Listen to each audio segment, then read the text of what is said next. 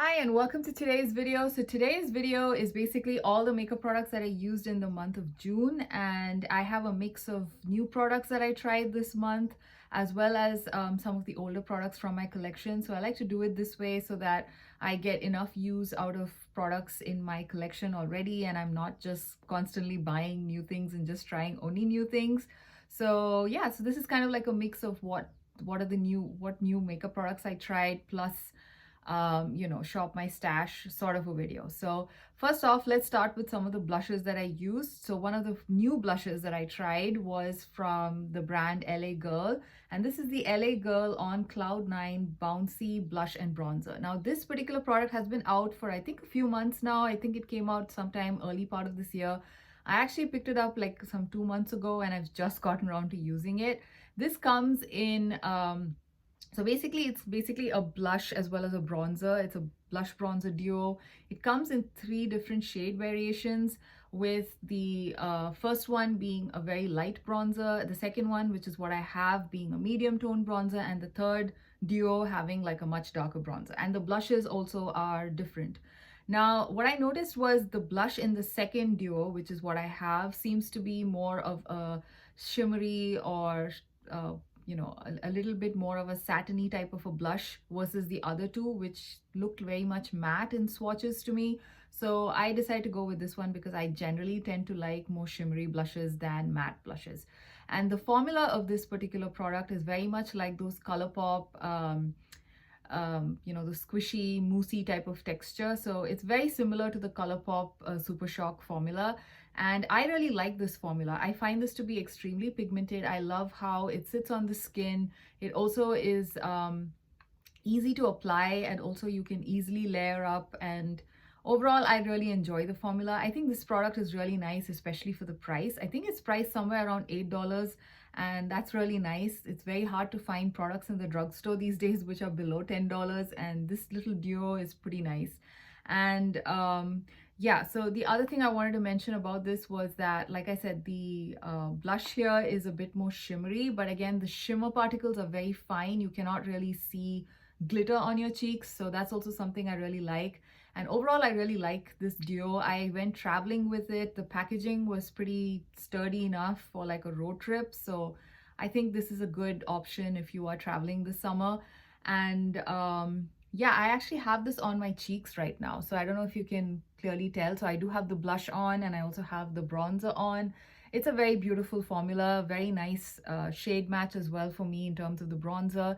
I have not really taken this up too much to my forehead. I rarely bronze my forehead, but I think this might be a tad bit dark for bronzing my forehead, but I like how it kind of defines my cheek area a little bit, this particular shade. So yeah, I really like this formula, love the price tag, love how, although it's kind of like a plasticky packaging, it travels really well. It's sturdy enough, it doesn't break or crack. So yeah, I really enjoyed using this month, and I highly recommend checking this out if you're on the fence on this one. So yeah, so that was one product that I really liked. Now, another new blush product that I used in the month of June was from Kiko Milano, and this is from their spring collection called the Dreamphoria collection. And this is the Heavenly Skin blush, and I have this in the shade 03 Spicy Rose. Now, I actually did a full dedicated video on these products from this line. I think this probably might just the video just before this one. And I was pretty happy with the formula of this blush. I like how, although it's a matte blush, I have to say it's a little something that I would ideally not really pick up. I'm not much of a matte blush person, but I decided to just try it out because I don't think I've tried any Kiko Milano matte blushes. The formula is not disappointing in any way. I really like how pigmented it is. In fact, it's super pigmented. The shade Spicy Rose, I think, is probably suited for somebody who's a little bit more on the deeper end of the skin tone spectrum, because it is very, very pigmented and I have to use an extremely light hand. So I think this would look even better on people with deeper skin tones than mine. And for me, that was like the main issue I had with this blush. It is just so pigmented. I have to like just be so careful with how I pick it up. And once it's on my cheeks, this kind of had, although in the pan, it looks very, I don't know, it kind of looks like a muted brownish rose shade. On my cheeks, it pulls a lot more coral and it looks a little bit like sunburn on my cheeks. So I don't really like how that, you know, kind of pulls a bit more like a sunburn, because it just generally makes me look like, yeah, like I said, like I got a sunburn. So this particular shade is not just, it's not my favorite, but the formula is really nice. It stays put all day, and I found that it also layers well sorry, on top of other products as well. So overall, the formula is fantastic. It has a very mild watermelony kind of scent. I think I forgot to mention that in my previous video. And it's extremely mild. You get it only when you open the, you know, the compact, and if you actually sniff it. Once it's on your cheeks, you don't really smell it at all. So that way it's okay. But overall, this product, the formula is fabulous. I like the packaging. I like how it has a small little mirror and everything, but the shade is just so pigmented, and I think it just does not work with my skin tone so much. So yeah, I was kind of disappointed. They do have a very nice coral shade in this.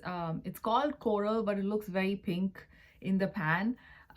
Maybe that might be a better fit for me versus this one. This, I think, is the darkest shade in the full blush range. So yeah, so this was the other new blush product that I used. Now, the other two blushes that I used are actually from my stash or from my collection. And this particular one is from Revolution. And this is the Willy Wonka and the Chocolate Factory collab that they did, I think maybe last year or the year before or something. And this is the Wonka blusher. Now, I really like this blush for the price, and for Makeup Revolution, I was very impressed when I first got it. And I still think it's a very beautiful product. It is a very nice bright pink. It's perfect for this time of the year, like summer months. I like to have some pink blushes to use. And yeah, this one also has a very beautiful sheen. It's not glitter, but it's kind of a nice pearly sheen on your cheeks. So it's not a matte formula. I really like it. Unfortunately, this was a limited edition one, so I don't think it's available anymore. But if you do come across this anywhere, I think every now and then I do see some of these Makeup Revolution collections at Marshalls and TJ Maxx. But so if you do come across this there, I highly recommend picking it up. It's a very nice formula, and I was very surprised considering it's Makeup Revolution. So yeah, I really like this one, and I was happy to use it this month. Now, the next product is actually a liquid blush, and this is from Hard Candy. And this is the Face Blush, Face Off Blush in the shade Born Yesterday.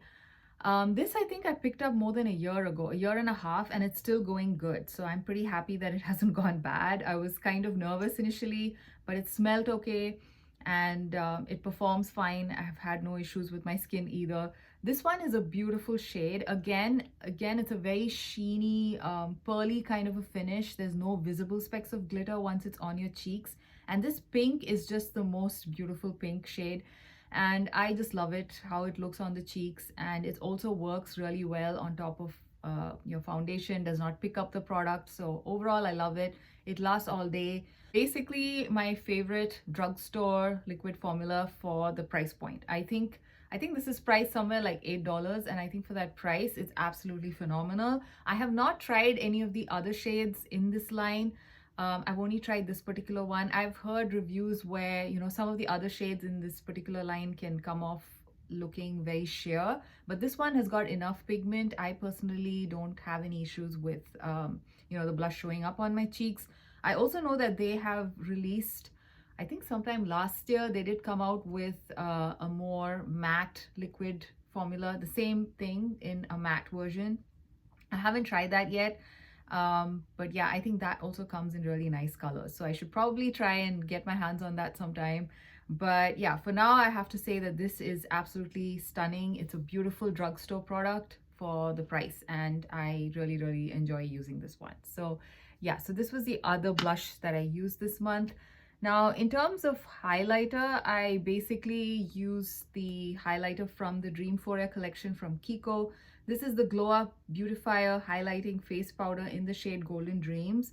And if you saw my previous video, I did talk about how this basically arrived broken up, and I basically managed to get a refund and everything. So that was good, but I was very disappointed because I was really looking forward to using this, and I was kind of upset that It was kind of really shattered beyond use, but I did manage to save a little bit in the pan. I'm not going to open it and show it right now, but just about enough to try and use it a little bit. It's a little messy to use it, but I did use it a couple of times. I do have to say that it does tend to have a little bit of glitter showing up when I apply it on my face. So it is a bit of a glittery highlight and not much of a pearly one, although in the pan it looks very much like a pearly style of highlight. So this is something that I'm, again, can't really fully review because I feel like maybe because the product has broken up a little bit, it probably is not performing the actual way it's supposed to. So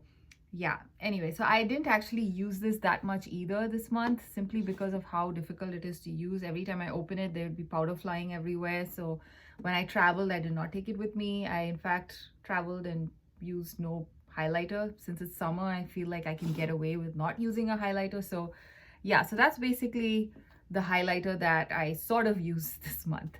Now, the next few products are lip products that I use this month. Again, I will start with the lipstick I used from the Dreamphoria collection. I have it in the shade 02. And yeah, it's called the Shape Changer Satin Lipstick. That's an interesting name. And this one is very much like my lips. It's almost like my lip color. So it's a very nice nude shade on my skin tone and my lip color. I really like the formula. It's a very creamy and very smooth, buttery formula. It just glides on to your lips. It is a satin finish, so it's not extremely creamy as such, but it really behaves like a cream lipstick but gives you like that satin finish on the lips. So I personally love the formula, and I like how pigmented it is. Like with one swipe you get like a good enough pigment. So overall I really enjoyed this particular lipstick. Another lipstick, a new one, which I used this month, is actually from Bobbi Brown. This is the Bobbi Brown Pac-Man limited edition collection. I picked it up, I think, a couple of weeks ago, maybe towards the end of May. I think I picked it up during one of the sales that they had. So I got this at a pretty good price. I really love the packaging. I basically picked this up because of the packaging. I am a big Pac-Man fan. I used to play the game a lot. So I was kind of very excited when this collection came out. But unfortunately, the eyeshadow palette it looked really nice, the packaging, but the colors inside are something I won't use. And plus, I'm not really using that much eyeshadow anymore. So that was a skip. Then they had the highlighter, which also looks really pretty. The packaging is very nice. But again, that particular shade of highlighter, I already have it. So I skipped that. And then it's basically just the lipsticks that were left. And to be honest, this Luxe Matte formula from Bobbi Brown is not my favorite formula, but I decided to just pick it up anyway because of how I just wanted something from this collection. So I have this in the shade Downtown, and it's in the number 824. And this is what this particular shade looks like. It is a pretty bright red. It has a lot of orange in it. It's a very warm toned, slightly orange red. It's not a full-on orange red on me, but it does have some elements of orange in there. So it's a very nice pigmented formula. It's just that I find that to be a little bit drying, especially if I don't use any lip balm underneath. With a lip balm, it's very comfortable, especially right now in the summer months. I think in the winter, this might be a little bit drying for my dry lips. I do tend to have very dry lips. My lips are dry throughout the year, irrespective of the weather, but in the summers, it's usually a little bit better than in the winter months, but it's still dry. So this one with a lip balm underneath, I can use it. So I'm pretty happy to have this in my collection. The shade is okay. Most of the nicer shades were actually sold out. There was another shade that I wanted. So this was kind of like my second preference. So this is basically something I would ideally not have picked up had the other shade been available. So yeah, so this is more of like I said, a very warm toned red, and it works well in this time of the year. So yeah, this was the other lip product that I was using. Now, the other two lipsticks are actually from my collection, and one of them is this Roman and Glasting Melting Balm. I love this product. Initially, when I got it, I was not the biggest fan. I remember I picked it up around the time when everybody was hyping this product up. I found it to be a little bit sticky, but now I think, I don't know, with constant use, I don't find it to be that sticky.